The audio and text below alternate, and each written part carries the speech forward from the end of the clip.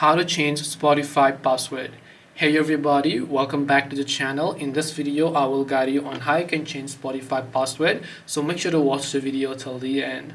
Now to basically change Spotify password, you can't do it from the Spotify app, so you have to basically open your browser and go to spotify.com and log into the account.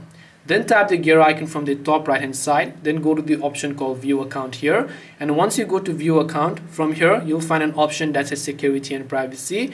Under security and privacy you'll find an option called change password, which you can use to just tap on it, and once you tap on change password you can enter the current password and re-enter the new password, and then just tap the set new password option to basically change your Spotify password.